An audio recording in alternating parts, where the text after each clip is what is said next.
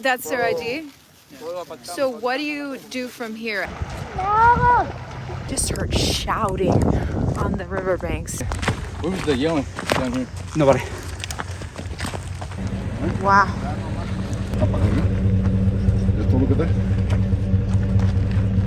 It was a pretty eventful first night on the Texas-Mexico border. We were at Eagle Pass in Maverick County, which we're told is a new hotspot for migrant crossings right now. So we shadowed the Patriots for America militia as they kind of patrolled the border, the Rio Grande, right at that area. And I just wanted to give my viewers a glimpse of what's really going on here. Are migrants crossing? Are they not? We sure hear about it from time to time in the headlines, although right now it's all about Ukraine. So I said, hey, let's get down there, see what's really happening. Sure enough, as we were rolling up to park at the Rio Grande, there were already migrants in the middle of the Rio Grande swimming across. I mean, it was pretty cold. It was in what, the 40s or something? It was not warm outside, and these people are swimming across from Mexico into Texas. So we greeted them right there as they were walking onto the banks of Texas. And the militia checked on them, made sure they were okay. Within a minute, Border Patrol comes up, starts handing these migrants plastic bags for their wet clothes, and the migrants start giving them their ID. They say they're from Cuba. That's their ID? So what do you do from here as Border Patrol?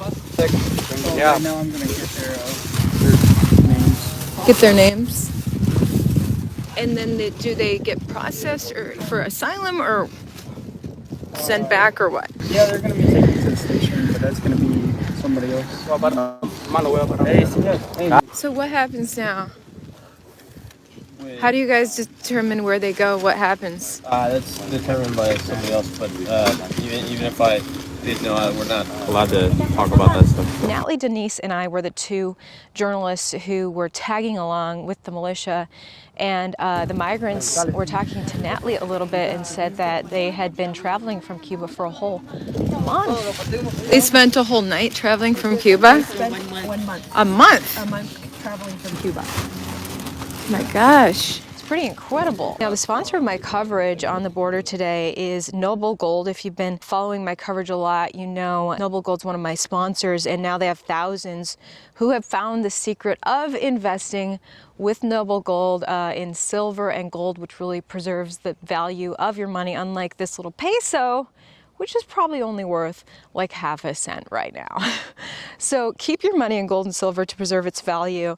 For the month of March, with any qualifying IRA above $20,000, you'll get a 3-ounce silver American Virtue coin or a 5-ounce American the Beautiful silver coin for any plan over $50,000. You know what to do.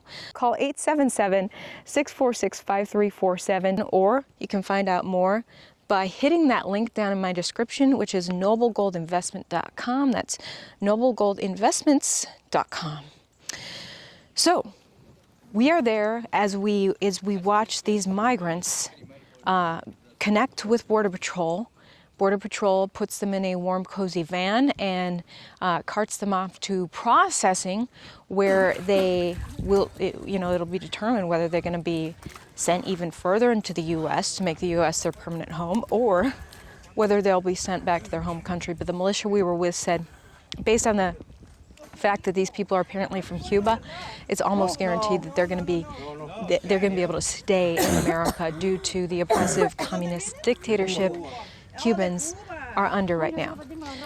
So we witnessed that, and within a few minutes, another group was down at the banks of the Rio Grande on the Mexican side, preparing to swim across as well. But these people saw us, we saw them, and it seemed like a bit of a standoff. These people like, okay, should we swim across right now? But there's Americans on the other side waiting for us. So those people eventually actually turned around, but within a little bit later, we saw another group come down to the banks. So the militia told me it was just this nonstop thing all night, no matter what night you go, that these migrants come to the Rio Grande to swim across. And sometimes the water's low enough that they can just walk across. Now, the militia members we were with last night said that 2 days ago, a child drowned while trying to swim across the Rio Grande. The water is higher right now. I have put in calls to the Texas National Guard and the Border Patrol to get more details on this child, what exactly happened, the circumstances surrounding such a horrible, tragic death. Just a reminder of how dangerous it is trying to come to America in this illegal fashion. While many of the migrants do successfully get into the U.S., get asylum and end up staying in the U.S. forever, others die along the way. But the more that are accepted in, the more incentive there is for others to seek entry in this very illegal and very dangerous way as well. So, as we're finishing up watching another group try to cross, we start walking down, further down the length of the Rio Grande River. Maverick County, Eagle Pass is where we're at. We just heard shouting on the riverbanks. And we see this man coming in the distance. He's shining his flashlight at me, I'm shining mine at him. We don't know who each other is. Turns out to be a Texas National Guard member. Who's the yelling down here? Nobody. We had just heard shouting in the distance, coming from his direction. So we're like, what's going on? What's the shouting? He said, oh, it's nothing. And then he takes off. Well, come to find out later, apparently these National Guard members were shouting at migrants who had just swam across. So while we were watching migrants come across in front of us, there were more migrants just maybe 100 or 200 feet down who were crossing in front of the National Guard. The National Guard had seen them through the brush, and some of them darted off running. National Guard members told me some of the migrants successfully escaped illegally into Texas by sprinting and climbing a fence and getting in. Well, 2 of them were not able to run fast enough and were apprehended by Texas National Guard. Those National Guard members held the migrants there, gave them water and chips while they waited for the Border Patrol to show up. So Border Patrol then comes up, searches the man, puts him in the van. The woman does not get searched. I asked why that was, and Border Patrol, actually it was Texas National Guard, told me that it's just the policy that only men search men, women search women, since there were no female Border Patrol members. The woman did not get searched as she got taken away for processing, but those migrants told us that they came from Mexico and that they had no idea where they were going in the U.S. They were just glad to be in the U.S. So, we go back to this boat landing in between barbed wire coils where migrants know they can come right across, straight path across, and sure enough, there's more migrants that are wading into the water, starting to swim in the water, but they see us, and we can hear them talking, they can hear us talking. It's kind of this awkward thing where Rio Grande's not that wide, so Mexicans and Americans are like watching each other. Mexicans are like, are we going to make this illegal dash?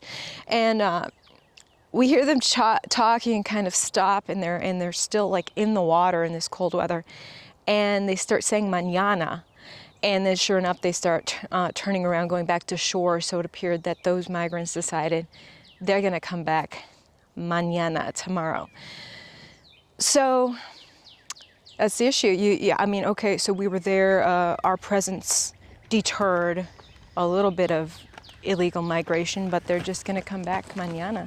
So the border surge just continues relentlessly, and now Border Patrol is getting all kinds of help from the Texas National Guard because Governor Abbott's like, look, our federal government's not doing enough. We don't even have enough Border Patrol agents to handle this gigantic surge. According to Border Patrol data, border encounters in 2021 were 270% the level that they were in 2020. Giant jump. So Texas National Guard's helping out. Citizen Militia, Patriots for America militia, who are funded by citizens' donations, they told me. And then to the east, there's a huge presence of game wardens helping out as well in the Rio Grande Valley area. Friend sent me video of one of the parking lots out there of a hotel just loaded with game warden vehicles and other Texas law enforcement vehicles trying to help out with this giant border search. So finished out the night sitting down with the leader of the militia to hear a little bit more on what their group is all about. Here we go. I'm with Samuel Hall, Patriots for America Militia. You're kind enough to let a couple of journalists tag along today. So give us some background for people who don't know about your militia. I mean, you guys were obviously good friends with the Border Patrol and the Texas National Guard. So, so tell me about your militia, who you guys are, what you do.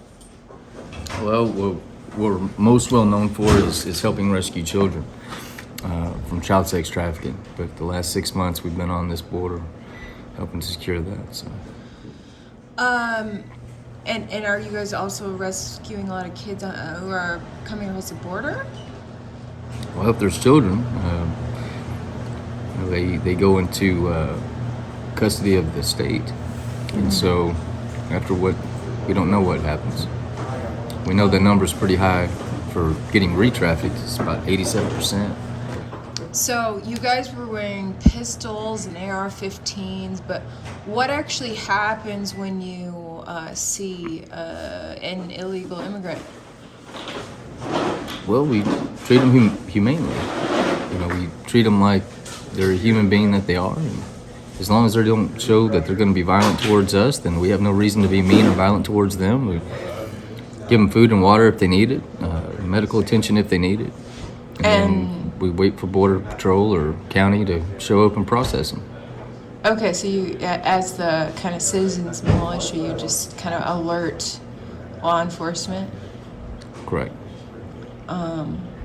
Got it. So we stayed out there, what, till midnight or something? But, and we kept seeing these migrants entering, coming right up to the edge of the Rio Grande, trying to cross, and then they see us. But I mean, how often, you were telling me there's nights where you've spent basic all-nighters there. How often are these migrants coming up to the Rio Grande? All day, every day. Really? And how long has it been that way? Well, since Biden took office. Really? But I mean, were you assisting with this stuff before he took office? No, ma'am. Okay. Wouldn't have need to. Trump had a really good secure border for us. He was doing a lot for this country, and one of the good things that he did was he helped give us the most secure southern border I think we probably ever had. So as a citizens militia, how many guys did you guys have out there tonight? We don't ever talk about how many guys we have. We don't give any numbers out. So who do you work for? Who's the boss, and how do you get funding and all that? I'm the president of Patriots for American Militia, and we get funding through donations of private citizens and organizations that believe in our cause and can't come to the border with us and get on the ground with us, but they can support us, and they're patriots, and they do. I'm very appreciative. So how can people donate? You can just go to our website, patriotsforamericanmilitia.com, and there's a donate tab on there. Awesome. All right, well, thanks so much for letting us tag along. Yes, ma'am. Reports of more than 2 million border encounters just in 2021, according to Border Patrol. And those are just the migrants that they encountered, not the ones who sprinted and never got caught. It's a crisis on the border, so we'll continue to cover it. Thanks for watching. Thanks for your support of independent journalism.